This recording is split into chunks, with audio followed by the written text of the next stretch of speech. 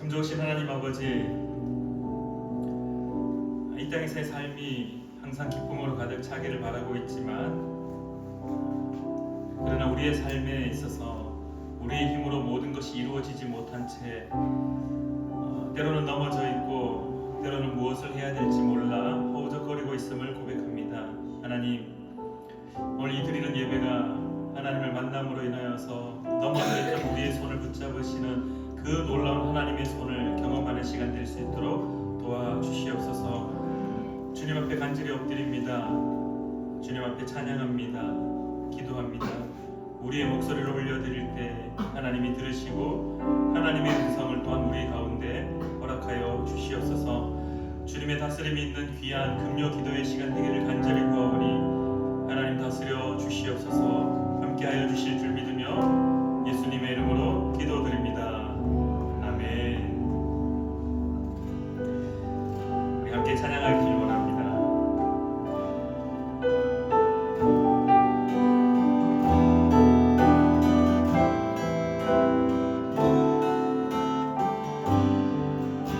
나는 하나님을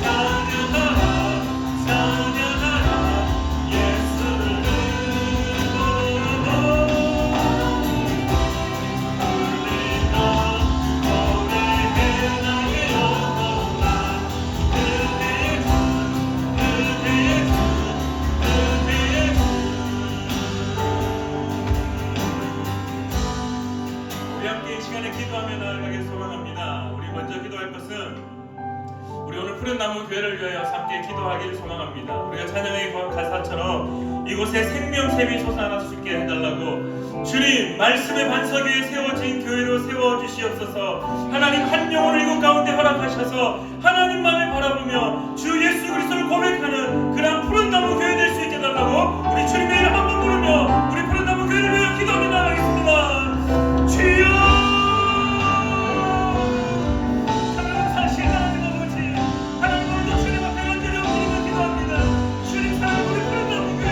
우리 교회 가운데 하나님 한 영혼을 허락하시며 한 영혼을 주님 앞에 나아갈 수 있도록 주님 허락하여 주시옵소서. 주님의 말씀을 반석에 세워주길 원합니다. 주님의 은혜에 세워주길 원합니다. 이곳에 생명샘이 솟아나 하나님의 말씀이 선포될 때 그 말씀 받으며 그 말씀 통하여 살아갈 수 있도록 주여 역사하여 주시옵소서. 주님,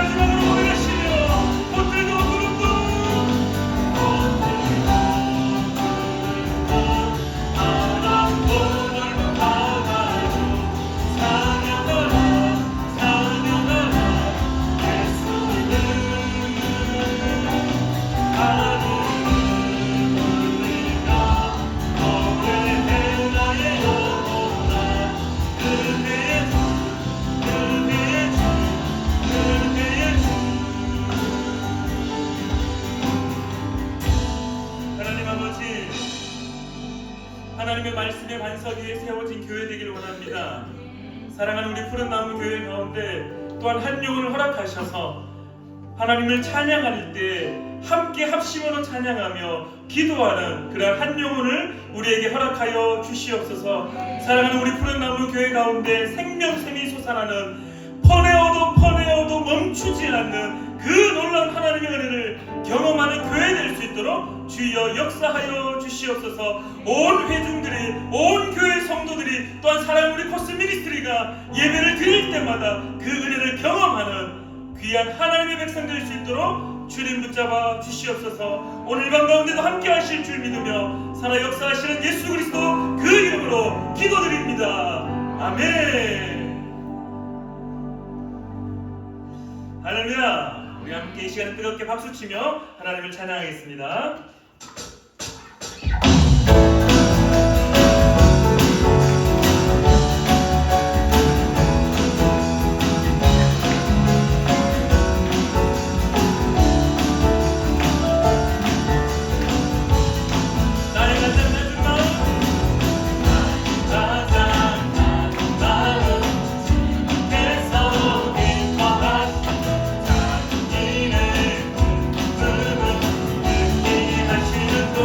내가 지쳐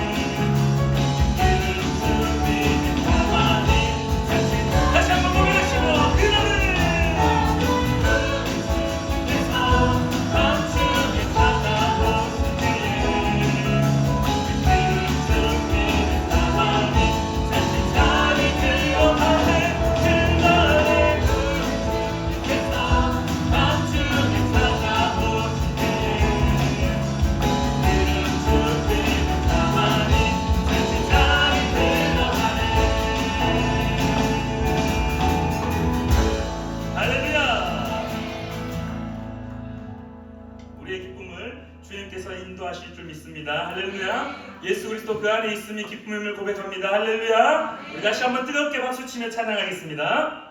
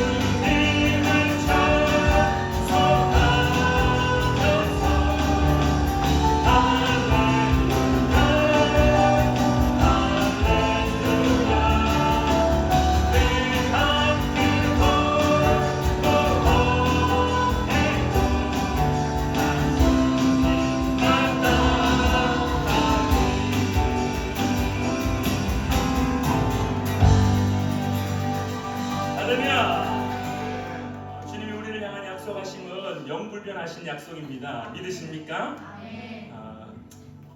우리의 삶을 돌아보면은 참 부끄럽죠, 그렇죠? 하나님 우리를 향하여서 약속하신 그 약속은 변하지 않는다라고 말씀하시는데 우리의 약속의 모습을 돌아보면은 사실 앞에 서 있는 저도 마찬가지입니다. 하나님 하루에 한 권씩 성경 읽겠습니다라고 제가 연초에 약속을 했거든요. 근데 이제 신명기 레위기 이제 지나가고 이제 막 그렇습니다. 그 약속하심이 불변한데 우리의 삶은 참 어리석기도 하고요.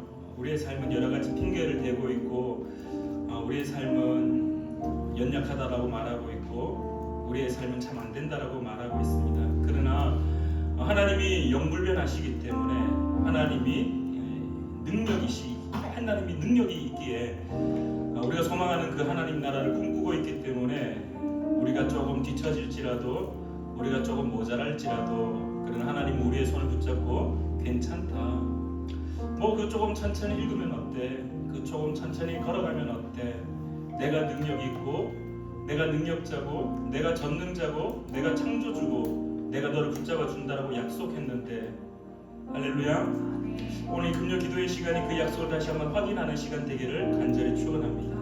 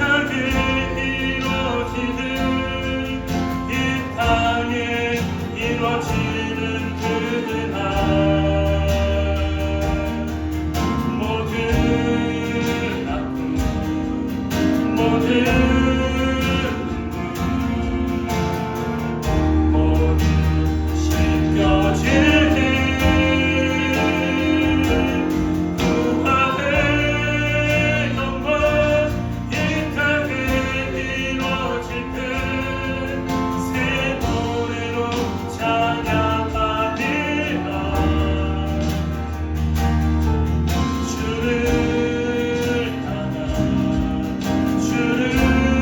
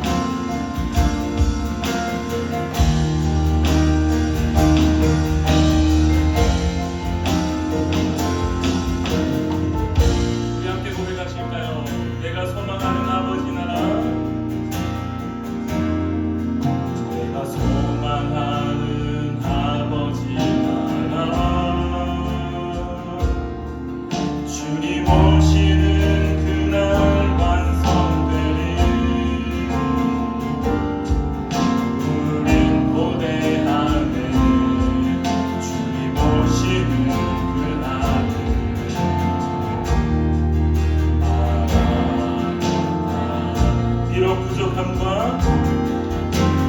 부족함과 슬픔만도 주를 알아갈 때 참 만족이네.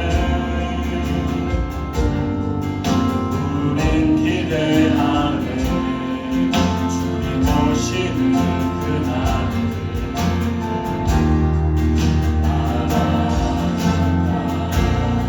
주 다시 오시는 오시는 그날에 우리 고객들이 모든 나라와 모든 열방이 주께 경배하는 그날을 주님의 뜻이 하늘에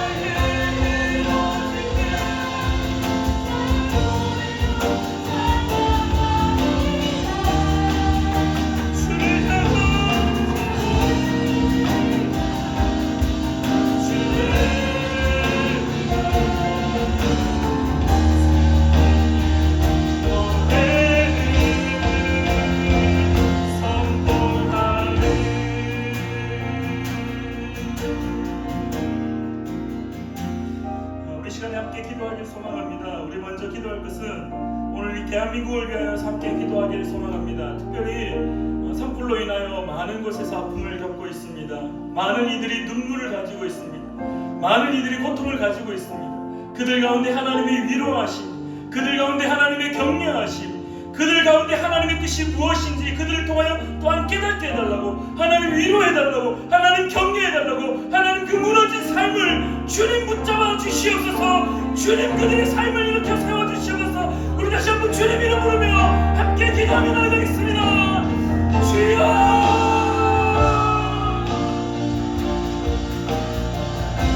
하나님 아버지, 그들의 무너진 일상을 붙잡아 주시옵소서. 그들의 눈물을 씻어주실 줄 믿습니다. 주님,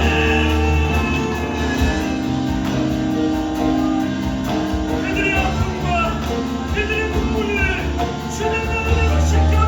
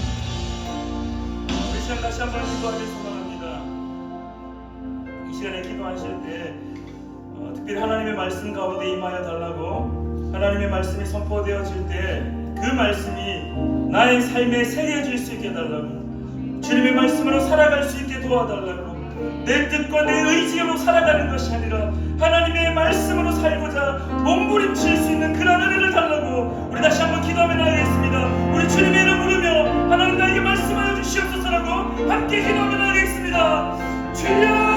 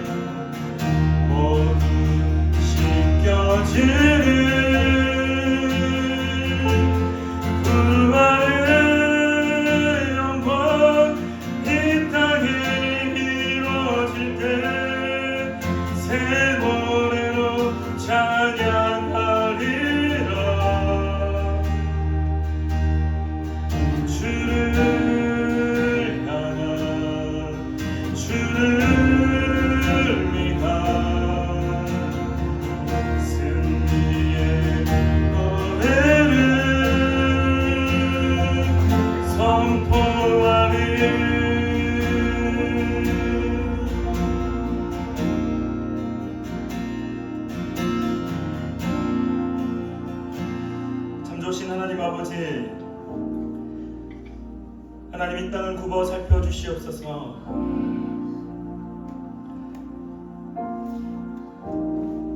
이렇게 힘든 일이, 이렇게 큰 물이 나지 않았을 때도 힘이 들었는데 또한 이렇게 큰 불로 인하여 더 마음에 상처가 생기고 더 마음의 아픔과 삶의 눈물들이 너무나 많아졌습니다. 우리는 다 알 수 없지만은 그들은 일상이 무너졌고 그들은 미래가 없어졌으며 그들은 무엇을 해야 될지 모르고 있습니다. 하나님 아버지, 그들 가운데 하나님의 위로함이, 하나님이 다시금 일으켜 세우시는 그 놀라운 은혜가 가득하길 주님 역사하여 주시옵소서. 바라옵기는 사랑하는 우리 푸른나무교회 성도님들, 뉴스를 접할 때마다, 그 소식을 접할 때마다 그들을 향하여 손을 뻗어 그들을 향하여 또한 기도하는 우리가 될 수 있도록 붙잡아 주시옵소서. 다 알 수는 없지만 그러나 함께 살아가는 자들이기에, 함께 하나님의 나라를 꿈꾸는 자들이기에 그들을 위로하는, 기도하는 자 될 수 있도록 주님 붙잡아 주시옵소서. 오늘 또한 하나님의 말씀을 나누고자 합니다. 우리 가운데 말씀하시옵소서. 우리가 듣고 그 말씀대로 살고자 몸부림치는 귀한 하나님의 백성 될 수 있도록 또한 인도하여 주시옵소서. 기대함으로 나아갑니다. 주님의 말씀이 우리의 삶에 새겨지기를 간절히 구하며 살아계셔 역사하시는 예수님의 이름으로 기도드립니다. 아멘.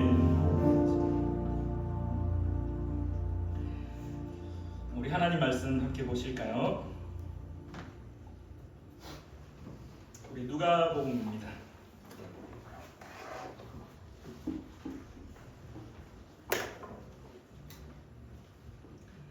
우리 누가복음 19장 28절 우리 한 절입니다. 누가복음 19장 28절 우리 한 절입니다.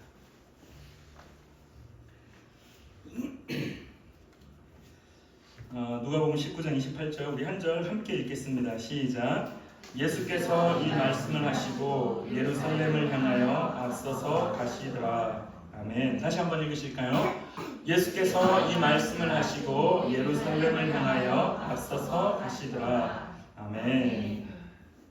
제가 지난주에 설교할 때, 지난 금요일 때 설교할 때 이 성경책을 기타 여기 딱 올려놓으니까 너무 딱 좋더라고요. 그래서 이렇게 편하게 이렇게 할 수 있을 것 같은데, 우리 좌우에 계신 분들에게 인사 한번 하실까요? 하나님께서 당신의 삶 가운데 함께 하십니다. 우리 좌우에 계신 분들 인사 함께 하겠습니다.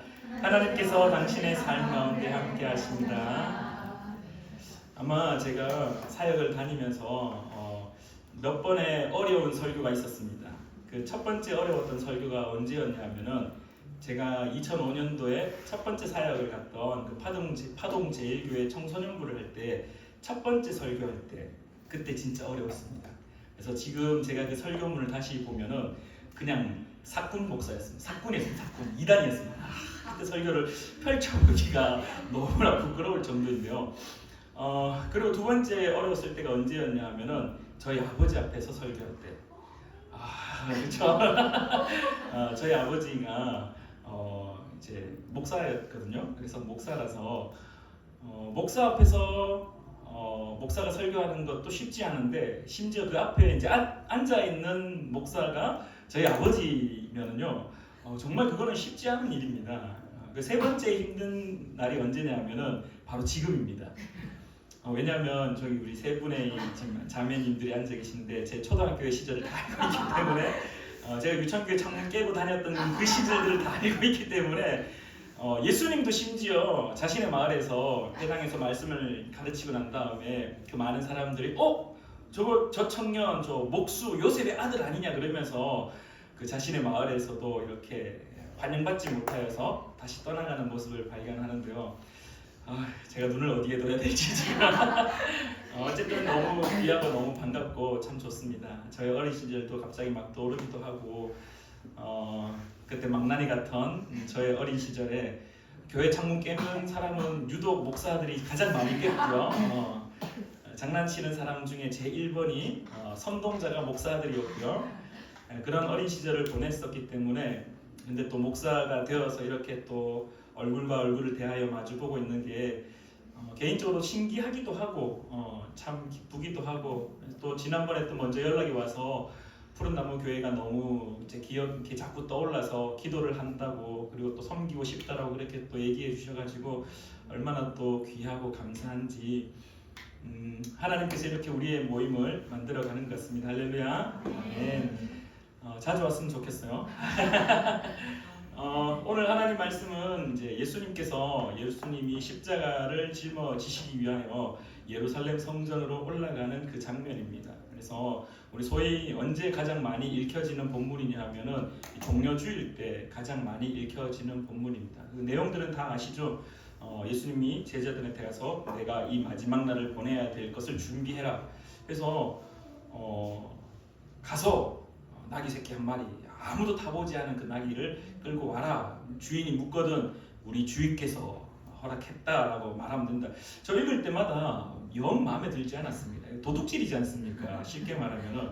그럼에도 불구하고 주께서 그렇게 하라고 했다 하니까 그 가지고 가는 사람도 대단하지만은 그것을 또 허락하는 사람도 한번 우리가 고민해 볼 법한 구절입니다. 근데 오늘은 거기에 포커스를 두지 아니하고 오늘 우리에게 주어진 말씀의 제목은 앞서서 가시더라라는 말씀입니다.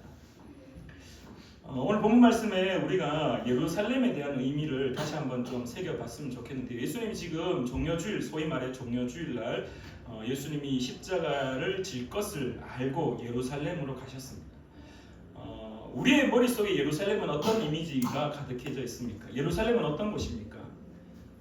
이스라엘의 수도 테라비브 같은 예루살렘 옛 다윗의 성읍이 있었던 곳, 역사적으로 유명한 곳, 지금도 성지 순례를 가면은 가장 많이 가보는 곳, 다 성벽들이 다 무너졌고 성전이 다 무너졌지만은 그 한쪽 성벽만 남아 있어서, 그래서 그 통곡의 벽이라고 이야기하는 그곳에 아직도 많은 사람들이 기도의 편지를 꽂으면서 기도하는 곳, 뭐 이런 여러 가지 현실적인 이미지도 가지고 있지만요.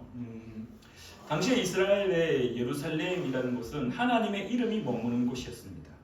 그래서 예루살렘 그러면은 또한 이스라엘 백성의 남자들이라면은 1년에 한 번은 무조건 올라가야만 되었던 곳입니다. 그래서 예배를 드리기 위하여서 무조건 올라가야만 되었던 곳입니다. 근데 한편으로 현실적으로 우리가 조금 더 이야기를 해보면요, 예루살렘에는 항상 피비린내가 진동하던 곳이었습니다. 동물을 잡아서 그 향기를 하나님께 올려드려야 됐기 때문에 동물을 잡고 그 내장을 다 끄집어내고, 한쪽에는 그 동물의 오물들, 내장들을 버리는 곳이 있었고, 또 한쪽에는 그것을 태우는 곳이 있었고, 제사장들이 바쁘게 막 뛰어다니고 예배를 드리고 화목제물로 하나님 앞에 번제를 드리는 그러한 모습들이 가득한 곳이었기 때문에 이미지를 떠올릴 때 좋은 곳이라는 것도 있지만은 엄청 바쁘게 뭔가 돌아가고 있는 모습들, 그리고 막 피 비린내가 나고 핏자국들이 막 떨어져 있고 막 제단 가운데 피를 뿌리는 그 모습들, 아이들에게 보여주기에는 사실 조금, 지금 아이들에게 만약에 어떤 급으로 나눈다 그러면은 적어도 15세 이상, 한 19세까지는 아니더라도 15세 이상의 어떤 모습들이 그 속에서 또한 이루어졌다라는 것을 우리가 알 수 있습니다. 그러면서 한편으로 오늘 예수님의 입장에서 예루살렘의 이미지는요, 죽는 곳이었습니다. 죽는 곳. 예루살렘을 향하여 들어가셨다라는 말은 다른 말로 우리가 다 알고 있듯이 예수님은 지금 어떻게 합니까? 죽으러 가는 곳입니다. 죽으러 가는 것인데, 근데 여러분들 한번 생각해 보십시오. 예수님이 지금 죽으러 가는데 어떻게 갔다라고 성경은 말했냐면은 앞서서 가셨다라고 성경은 말하고 있습니다. 이 앞서다라는 말이 헬라어로 보면은 엠프로스텐 아나바이돈이라는 말인데요. 뭐 어려워서 그냥 넘어가시고요. 그냥 우리말로 앞서서라는 말은 어떤 모습이냐 하면은 적극적인 자세입니다. 누가 뭐라 하지 않아도 뭔가 등이 떠밀려서 그냥 억지로 끌려가듯이가 아니라 그냥 스스로 이미 결정을 내렸고 이미 그 길을 가고자 작정했고 이미 그 길을 가야만 되었기 때문에 누가 뭐라 하지 않아도 반드시 가야만 했던 곳이기 때문에 그냥 뚜벅뚜벅 걸어갈 수밖에 없었던 모습을 말로 표현한다라면 앞서서 가시더라라는 겁니다. 그리스도인에게 있어서 가장 이 난제가 하나 있습니다. 난제, 풀지 못하는 숙제 같은 것이 있는데요. 그리스도인으로서 살아갈 때 가장 잘 안 되는 게 뭐냐 하면은 앞서서 가는 겁니다. 앞서서 가는 거. 그리스도인으로서 적극적인 자세를 가진다라는 게 참 쉽지 않습니다. 그래서 우리가 항상 성경을 읽을 때마다 어떤 떠올리는 한 사건이 있는데요. 그 사건을 볼 때마다 이해되지 않는 부분들이 있습니다. 창세기 22장에 보면은 하나님이 아브라함을 부르십니다. 그리고 아브라함을 불러서 2절 말씀에 아브라함아 아브라함아, 그리고 나서 그 아브라함에게 말씀하실 때 너의 사랑하는 그 아들 독생자 그 이삭을 나에게 바치라라고 이야기합니다. 여러분들 여기서 섬찟해야 됩니다. 섬찟해야 됩니다. 그냥 단순히 아들을 바치라라고 했을 때 우리는 이미 성경의 내용을 다 알고 있기 때문에 당연히 이삭을 대신할 어린 양이 숨겨져 있을 거라는 그런 이미 결정된 사건이 머릿속에 있기 때문에 그냥 아무런 어떤 그런 게 없는데요. 이걸 배제한 상태로 그 사건에 딱 들어가 있는 주인공이었다라면, 아브라함이었다라면 이 말은 사실 쉽지 않은 말입니다. 여러분들, 하나님이 이 인간들한테 요구했던 제사의 방법에서 사람을 죽이는 것이 있습니까? 없습니다. 하나님이 요구했던 제사의 방법 중에는 사람을 죽이는 제사는 없습니다. 유일하게 있다라면은 아브라함한테 요구했던 겁니다.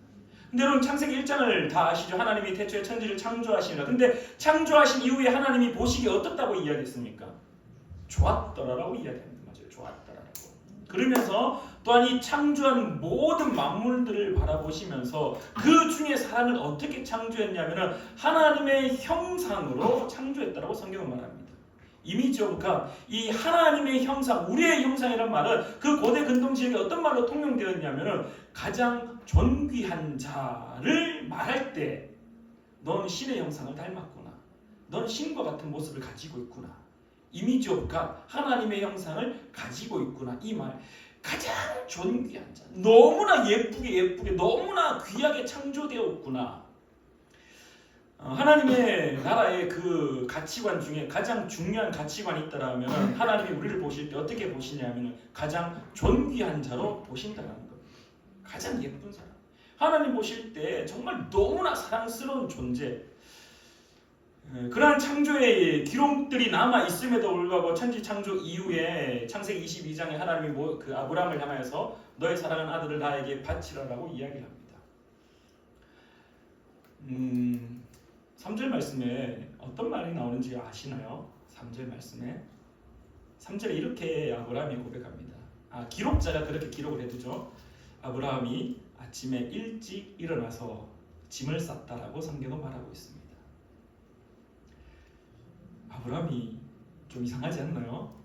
2절과 3절에 그냥 우리는 2절, 3절 명령했고 명령을 순종했다. 그 사이에 얼마나 많은 고민과 고뇌의 시간이 있었을까요?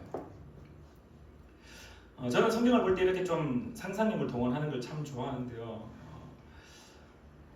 성경에는 나오지 않습니다. 성경에는 2절이 어떤 시간에 하나님이 아브라함한테 말을 했는지는 나타나지 않습니다. 근데 제가 그냥 상상해 볼 때 아침이라고 표현이 나와 있는 걸 보니 적어도 하루 전에는 말씀하셨을 거다라고 생각이 듭니다. 하나님도 뭐 이왕이면 생각할 시간을 좀 줘야 되지 않겠습니까? 그냥 무턱대고 말 필요 없다, 네 생각 필요 없다, 내가 알아서 할게 했으면 그런 말 하지 않았겠죠. 그냥 바로 번개 때려서 그냥 이삭 죽였겠죠. 근데 그러지 아니하고 하나님이 모세에게 아브라함에게 이야기를 했다라는 것은 너의 의견에 대해서 나도 한번 궁금하구나, 니는 여기에 대해서 어떻게 생각하느냐, 니는 여기에 대해서 어떤 답을 가지고 있느냐라는 것을 우리에게 묻고 있다라는 겁니다. 그런 모습으로 봤을 때 적어도 하루 전에 그 질문을 하셨다라면은 그 밤은 아브라함에게 있어서는 생각하기도 싫은 밤이었을 겁니다.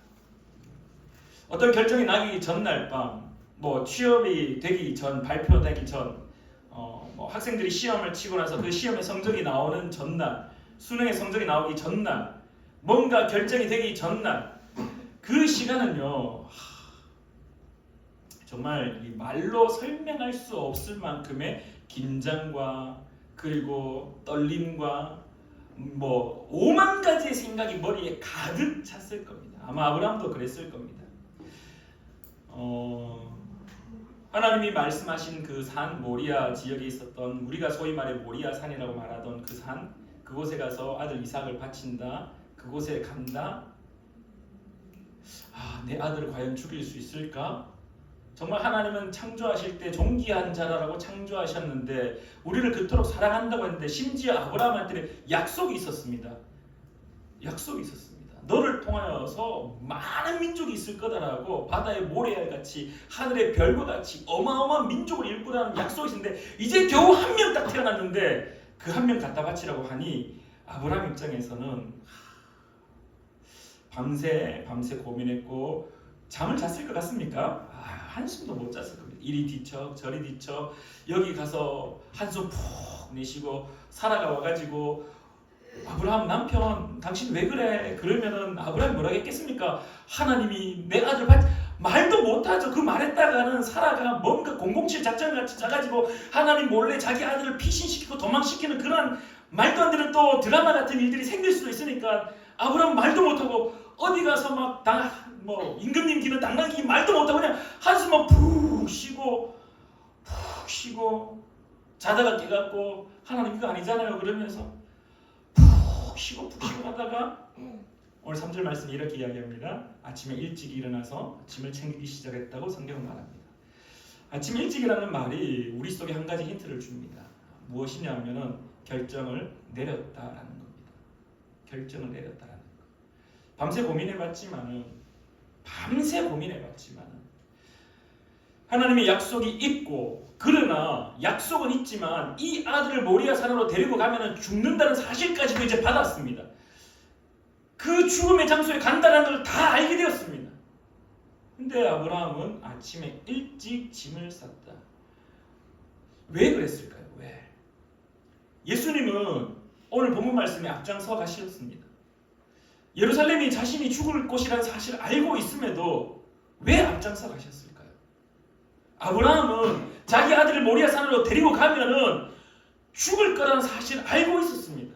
근데 왜 뭔가 007 작전 같은 것을 해가지고 하나님 몰래 자기 아들을 피신시키고 어디 가서 엘리에셀을 데리고 오든지 이스마엘을 데리고 오든지 이 자식이 내 아들이라고 말하면서 거짓말하면서 뭔가 다른 대안을 만들 수 있음에도 불구하고 그런 것들이 전혀 나타나지 않은 채 아침 일찍 결정을 짓고 그 길을 떠났다라고 성경은 말합니다.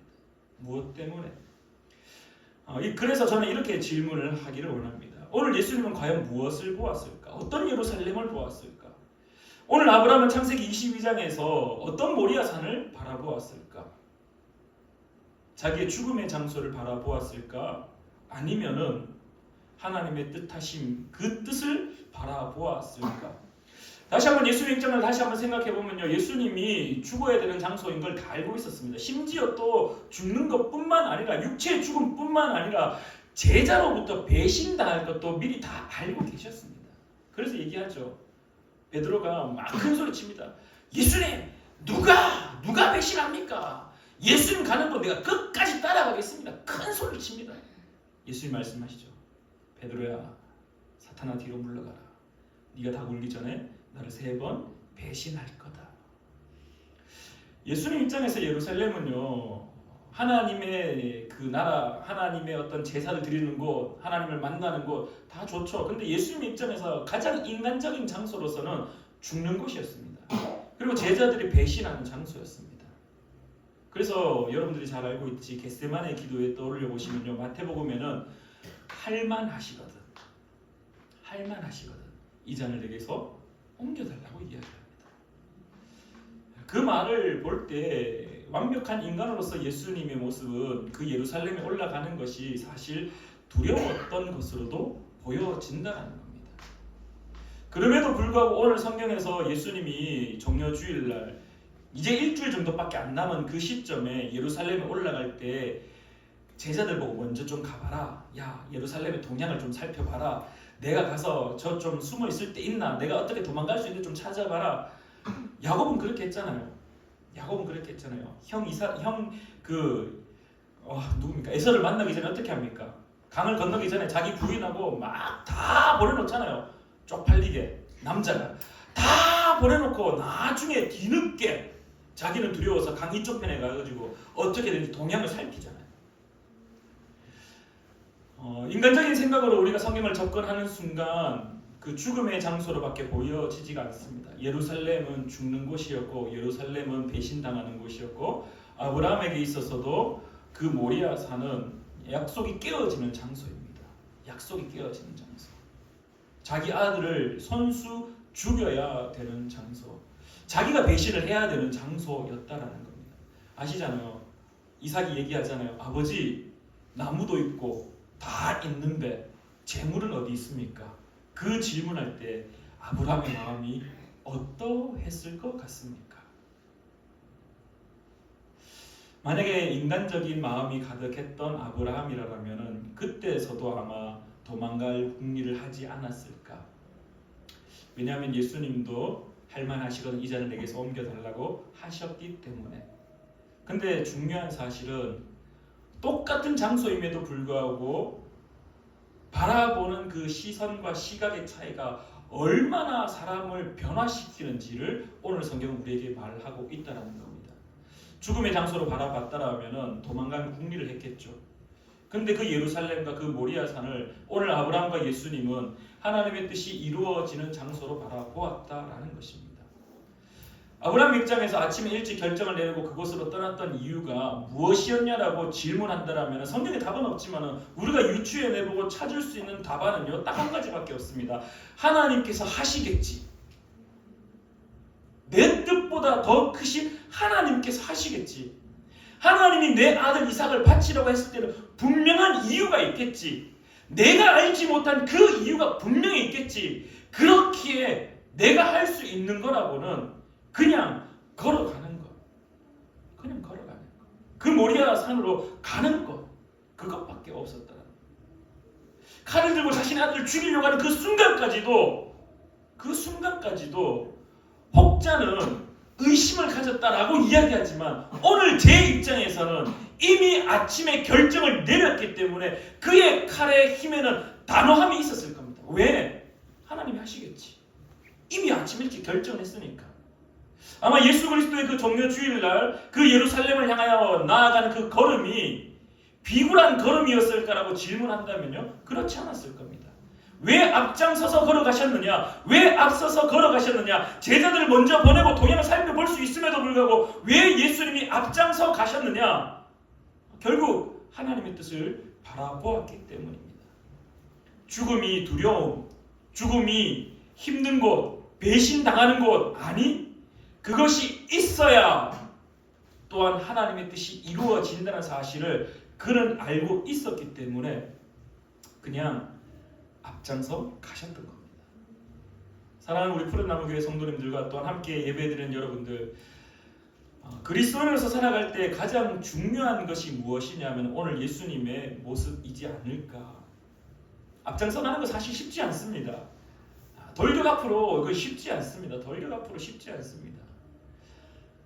여러분들 뉴스를 통해서 산불 나서 지금 난리가 났잖아요. 거기 앞에서 산불 조심 이렇게 막 하면서 방송하고 하셨던 분들이 미처 피난하지 못해가지고 돌아가셨던 분들이 계속해서 뉴스를 통해 나오고 있지 않습니까? 앞장서 가는 거는요 쉽지 않은 겁니다. 사람들 앞에 구원을 외치는 거 쉽지 않은 겁니다. 왜? 죽음이 있기 때문에, 희생이 따르기 때문에. 근데 왜 그것이 이루어질 수 있었느냐라는 질문 앞에 답은요, 죽음을 볼 것이냐, 하나님의 뜻이 이루어지는 것을 볼 것이냐라는 겁니다. 오늘 아브라함과 예수님은 무엇을 보았느냐? 하나님의 뜻이 이루어지는 것을 바라보았다라는 겁니다. 이 땅 가운데 살아가는 저와 여러분들 참 쉽지 않은 일이지만은 그러나 우리에게 계속해서 던져지는 메시지는 힘들지만 하나님의 나라가 이루어지는 것을 바라보아라라고 성경은, 주님은 우리에게 계속해서 말씀하십니다. 그렇기에 여러분들 힘내십시오. 힘내셔야 됩니다. 힘내셔야 됩니다. 그것밖에 없습니다. 아침 일찍 결정하셔야 됩니다. 앞서 가셔야 됩니다. 왜?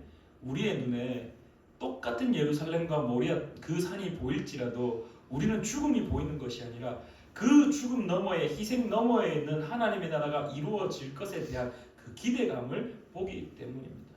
결국 시선의 차이입니다. 앞서 가느냐 아니면 도망가느냐의 차이는 시선의 차이입니다. 여러분들이 그 시선을 가지길 간절히 축원합니다. 앞서가는 그 시선, 모리아 땅으로 가기 위하여 아침 일찍 일어나서 가는, 그러면 이미 그 전날의 밤에 어느 순간에 결정을 내렸다. 모리아 땅에 자신의 아들이 죽는 것이 보이는 것이 아니라 그 죽음 뒤에 이루어질 그 하나님의 약속을 기대할 수밖에 없었다는 거예요. 왜? 태가 끝이 났음에도 불구하고 그 아들이 태어났다는 것. 그럼 결국 그것이 또 연장선으로 보였다라는 것이죠. 우리 찬양팀 좀 도와주시겠습니까? 사랑하는 우리 푸른나무교회 성도님들과 우리 오늘 예배를 드리는 여러분들, 우리의 시선이 그런 시선으로 가득 차기를 간절히 바랍니다. 많이 들어요. 아침 일찍 결정을 내렸고 제자들 먼저 보내지 않았던 그 예수 그리스도, 하나님의 뜻이 이루어질 것을 바라보았던 예수님의 시선, 그 시선이 오늘 우리 가운데 있다면요, 여러분의 삶이 힘들지라도, 여러분의 삶이 좀 불편할지라도 그 삶 뒤에 분명히 그 힘듦을 통하여 이루어지는 하나님의 나라가 있다라는 것, 그 기대감이 있다면은 힘듦은 힘듦이 아니겠죠. 견뎌낼 수 있는 거가 되겠죠. 버텨나갈 수 있는 거가 되겠죠. 왜? 하나님의 뜻이 이루어진다는데. 제가 이런 이야기하면 또 개척교회 목사 또 똑같은 이야기 하나 할 수도 있지만요, 얼마 전에 며칠 전에 제자가 왔습니다. 제자가 와가지고 막 이런저런 이야기, 한 10년 전에 그 파동 제일교회 앞서 제가 얘기했던 그 제자가 찾아와가지고 이런저런 얘기하는데, 목사님 왜 개척했어요? 그냥 그 편안하게 부목사 하다가 편안하게 그 제자 입장에서 목사님 정도면 담임 목사로 어디든지 갈 수 있잖아 이렇게 고맙더라고요. 그런 말 해줘서 뭐 어쨌든 근데 그거는 저한테 중요한 게 아니었습니다. 그것보단 그 제자한테 나누었던 것이 효인아 그것도 물론 뭐 좋은 길이겠지 그건 틀린 결정이 아니라 오늘 내가 이 자리에 있으면서 나 불편해 사실 힘들어 사실 불편해 삶이 더 편리하고 싶어 아유 돈 많으면 삶이 더 편리해지지 근데 불편해 하지만 나는 불편함이 불행한 거 아니야. 나는 불편할 뿐이지 불행한 거 아니야. 왜? 이런 희생 뒤에 있을 하나님의 나라가 우리 삶 속에 이루어지고 있고 경험할 수 없는 은혜들을 경험하며 매일매일 살아가고 있으며 이 푸른 나무 교회를 통해 일하실 하나님을 나는 기대하기 때문이야.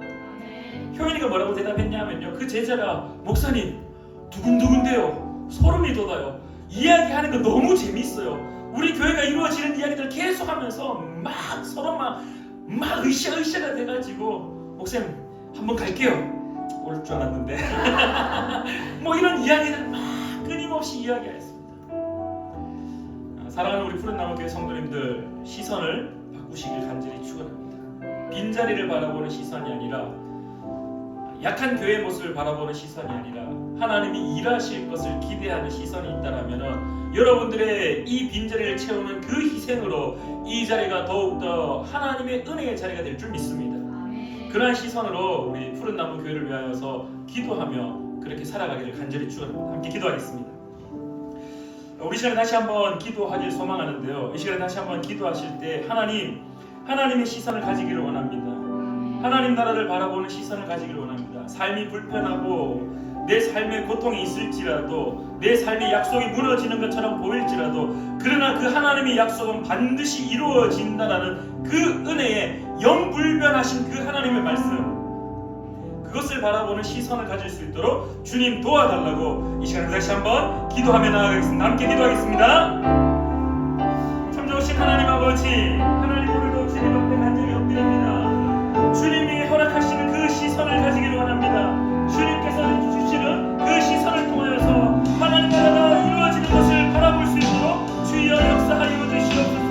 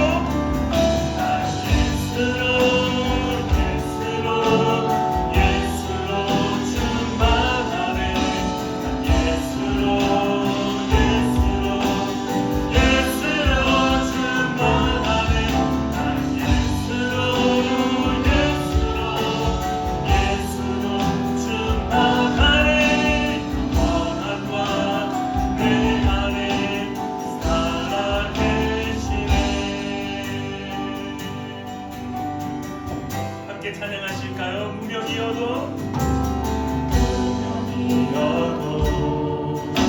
보고하지 않은 것을 예수 안에 만족하니 가난하여도 부족하지 않은 것을 예수 안에 오직 나는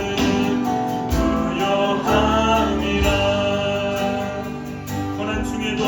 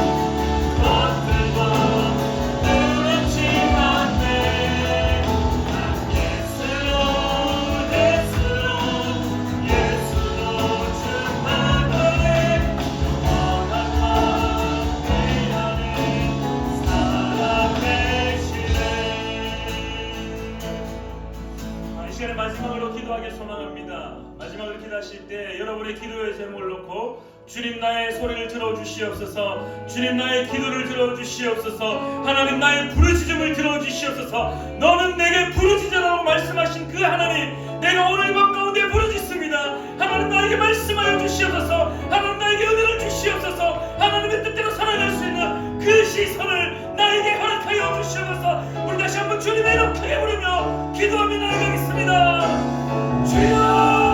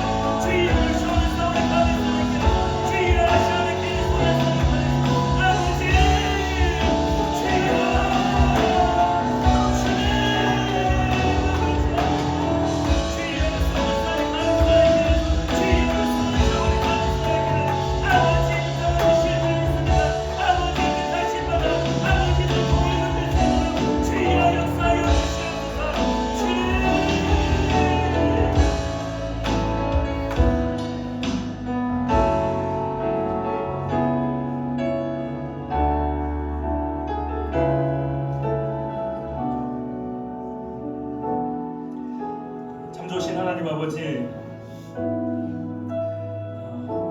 늘 하나님의 뜻이 무엇인지 궁금해하고 묻기도 하고 하나님의 말씀을 펼쳐서 그 가운데 하나님의 뜻이 무엇인지 알고자 노력하였지만은 그러나 여전히 우리는 우리의 뜻대로 살았음을 고백합니다. 하나님의 뜻으로 살고자 몸부림칠 수 있는 우리에게 하나님의 시선을 허락하여 주시옵소서. 그 시선이 있을 때 비로소 우리는 아침 일찍 결정하고 달려갈 수 있으며 예수님처럼 앞서갈 수 있음을 고백합니다. 하나님 아버지, 사랑하는 우리 푸른 나무교회 모든 성도님들, 또한 오늘 예배드리는 사랑하는 주의 백성들, 그들의 삶 속에 하나님을 바라보는 그 시선을, 또한 하나님이 가졌던 그 시선들을 오늘 우리에게도 허락하여 주시옵소서. 여전히 삶은 불편할 수밖에 없습니다. 여전히 세상의 사람들은 우리를 어리석다 말하고 있습니다.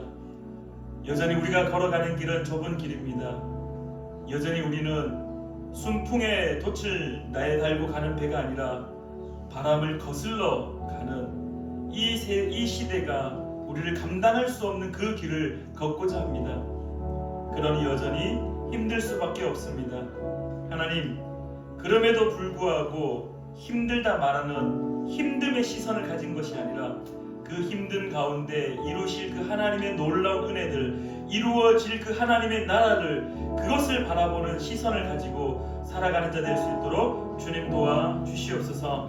오늘도 예배 가운데 함께하여 주심에 감사드립니다. 이들의 부르짖음과 이들의 기도의 소리를 들으셔서 이들이 가지고 있는 그 모든 문제 가운데 하나님이 함께하셔서 버티고 견디는 은혜, 또한 더 나아가 해결되는 은혜들을 경험하는 그 은혜를 나누는 자 될 수 있도록 주님 함께하여 주시옵소서. 이제는 우리 주 예수 그리스도의 크신 은혜와 하나님 아버지의 놀라운 사랑하심과 성령 하나님의 교통하심이 오늘 예배를 드리는 사랑하는 주의 백성들 가운데 이제로부터 영원히 함께하시기를 간절히 축원하옵나이다. 아멘.